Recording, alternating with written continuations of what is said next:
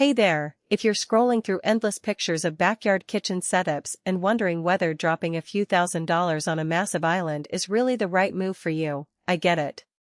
Nobody wants to end up with a fancy piece of metal that sits unused while the rest of the yard feels cramped, and the fear of buying the wrong thing, especially when it's something that's supposed to be the centerpiece of family gatherings, can be paralyzing.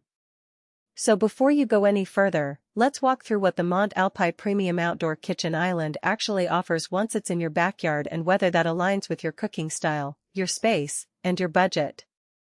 Link is in the description if you want to check the product details on Amazon. First off, let's talk about the basic premise: a 132-inch long island built from stainless steel, with a built-in 44-inch, 6-burner gas grill, a refrigerator compartment, a sink with a faucet, and a white granite countertop that doubles as prep space and serving area. On paper, it reads like a dream for a serious backyard chef. Plenty of cooking zones, cold storage, and a hefty countertop that could handle anything from a simple burger to a multi-course dinner party. The reality, however, shows up in the day-to-day use and the compromises that come with fitting all those elements into one unit. If you already have a decent patio and you regularly entertain, this island can actually change how you approach outdoor cooking. Imagine you're hosting a summer barbecue. The grill is already hot, the fridge is stocked with beverages and ice, and the sink lets you wash hands or rinse veggies without darting back into the house. The workflow is almost seamless. I've spoken with a few homeowners who say the arrangement cuts the back and forth between kitchen and patio by half, which makes a massive difference when you're juggling a grill, a side dish, and a crowd that keeps asking for more drinks. That's the kind of practical convenience you can't gauge from specs alone. But that convenience comes with a few hidden trade-offs. The island's footprint is huge: 132 inches in length and 46 inches tall, so you need a fairly open, flat area to accommodate it without making the space feel cramped.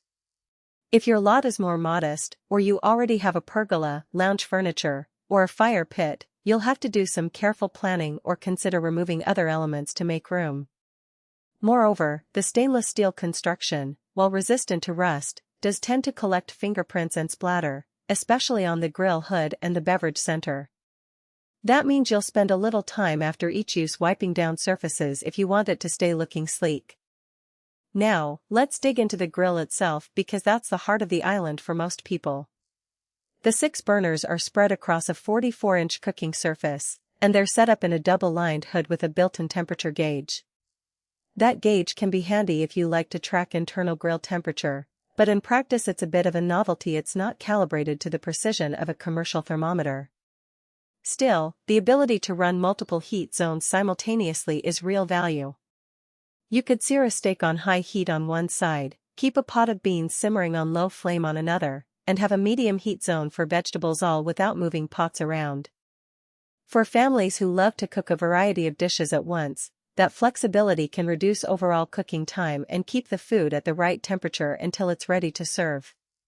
The grill is natural gas convertible, which is a decent flexibility point if you have a gas line nearby but still want the option to run on propane when you're on the go.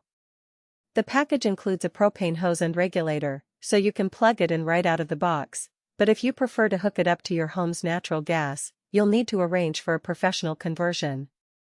That extra step could be a deal-breaker for some, but for others it's a manageable upgrade that pays off in the long run, because you'll never have to worry about running out of propane during a weekend cookout.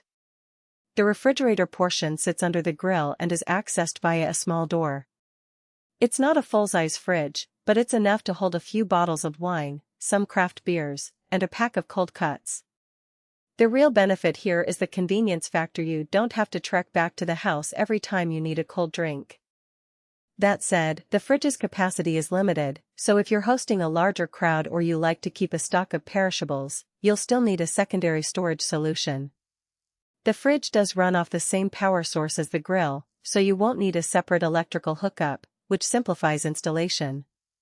Another practical element is the stainless steel sink and faucet. For those who treat outdoor cooking like an indoor kitchen, having a dedicated sink eliminates the need to bring